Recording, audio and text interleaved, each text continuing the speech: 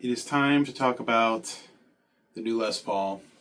If you've been following me for a while, you know that I've had my eye on a Les Paul for a while now.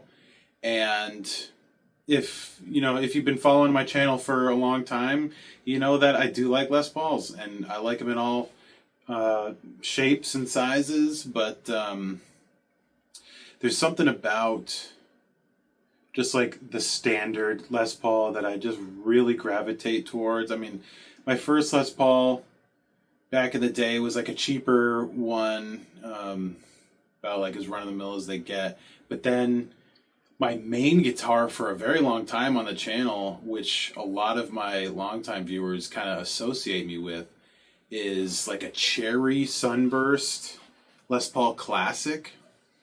And those Les Paul Classics were really solid guitars. The only thing I don't love about them, the pickups are super hot and really just not in a great way. I really don't love them. And they actually have like they called them relic inlays, but they were like almost green relic. They were a little off-putting. These ones look a little aged because they in fact are, because this guitar is just over 30 years old now, but I'll get to that.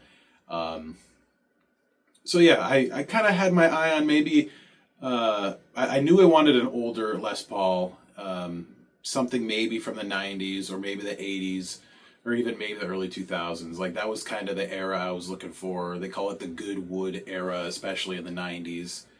And I don't know, I just really wasn't finding any for a good price. Even ones with neck repairs, which are very common on some of these guitars, even those were going for just crazy prices, and I wasn't about to do that. So this guitar here is a 1993 Les Paul Standard, and as far as I can tell, the only modification to it are the pickups. Oh, and this switch plate was actually replaced. It's a metal switch plate, which is kind of cool. Usually they are plastic, and they do crack and break sometimes. Other than that, this one does, in fact, have a neck break, but it's a very minor one. It's not like one of those like super deep breaks. It's not like a rough repair. The repair is pretty clean. I don't feel it when I'm playing. And the other thing that kind of sold me on this guitar, besides the price, which was very reasonable, is the fact that it was from Chicago Music Exchange, who are a great retailer. I've ordered guitars from them in the past, and I knew that I could trust them. I knew that I'd be getting something that was solid and was going to play great, as soon as I got it. And that kind of falls in line with the last guitar that I had taken a chance on, the EVH Star, which I knew getting from Guitar Center probably wasn't going to play very well, and in fact played even worse than I expected. But I got it, and instantly it was in great shape. Other than the neck break, the guitar really is in great condition for its age. It barely has any checking. There's no real big like dings or scratches or anything like that. Like, this was a seriously loved instrument, and I don't know. I think it's a killer guitar. The pickups, from what I was told, are Friedman pickups, and they did list the outputs of the pickups. So I'm pretty sure they call it a classic, like the Friedman Classic pickup. And then they do have a Classic bridge, but I believe this is the hotter version. I believe it's the Classic Plus, I believe. And they're not bad pickups. I didn't want to immediately buy new pickups just because I wanted a certain thing. I wanted to give them a chance. And as you'll see in the little demo towards the end, they are pretty solid sounding. I don't know if I'll keep them in there. I do have my preferences, and it's taken me a little while to really nail down a tone with my AxeFX that I'm like super happy with. But so far, I mean, it's a great contrast to what I already have behind me. So maybe I'll keep them just because it kind of does a thing that none of the other guitars really do. So I don't know. We'll see. I am fairly impulsive when it comes to pickups, and good thing about pickups is you can always swap stuff in and out fairly easily. I have been considering maybe putting a bare knuckle juggernaut in this because that is just number one my favorite pickup. I do have one in my red Strat, but it's going to sound a little different in a Les Paul. I've used them in Les Pauls before, and they sound monstrous. I have been considering maybe another Gibson custom bucker, which I've used in a bunch of guitars before, and is probably the best sounding pickup I've ever heard in a Gibson. But I do have one in my 335 now in the bridge, so I don't know if I want to use the same pickup. That being said, I will pick this up 9 times out of 10 over the 335 regardless. So I don't know. We'll see. I'm also considering maybe some Seymour Duncans. I do really like the Duncan Custom 5, which is slightly different from the Duncan Custom. It has a really different EQ that works really good in Gibson style bodies, Gibson style guitars, I should say, and that's something I'm considering. And I don't know, we'll see. I'm open-minded to giving these pickups more of a shot right now.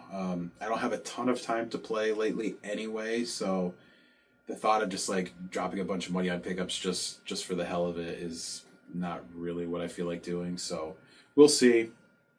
But yeah, I mean, a lot of people ask me about the Tom DeLonge Les Paul. Obviously, I sold that probably close to 5 years ago now. And while I don't miss owning Tom's Les Paul, I did miss the fact that it was just a solid instrument. It really surprised me how great it played and just how solid it was. It really was just a great instrument. It really was.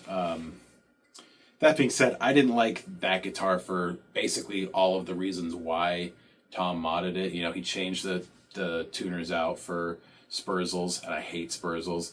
He had a Invader in the bridge. I don't like Invaders in Les Pauls. He messed with the configuration, which I didn't really like. But I did put a custom bucker in that Les Paul for a short while. I did a couple Foo Fighters covers with it, like Everlong, Monkey Wrench, and people loved those tones that I was getting. And so did I. I thought it sounded absolutely awesome. So, I don't know.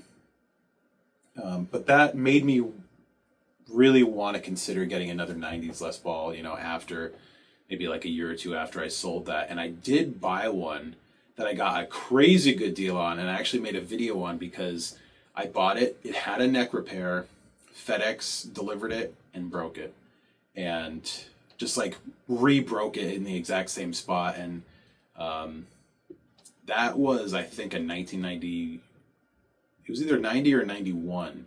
And I could just tell, just by like holding it, I was like, if this headstock was repaired, I could tell it would have been such an incredible instrument.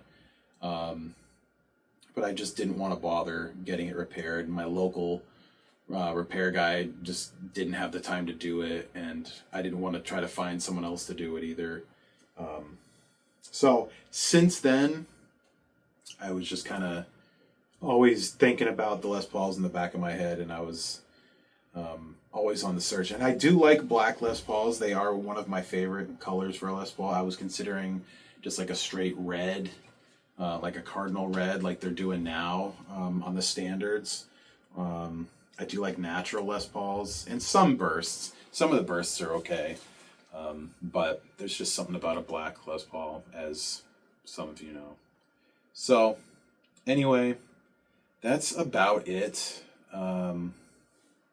like I said, I'm super happy with this. It's not going to always be the guitar I want to pick up, but there really is no substitute for a good Les Paul. There just isn't. And it's a welcome addition for me. I don't know. I'm super happy to have this, and it's almost, I'm kind of glad that the EVH Star thing didn't work out, because not long after I got it and realized it wasn't going to work, I just happened upon this one on Reverb, and I was just like, yep. So anyway, keep watching for the demo, and yeah, if you got any questions or anything like that, let me know, and I don't know, I'm sure you'll see it in more videos in the future. So thank you for watching, and I will see you soon. Later.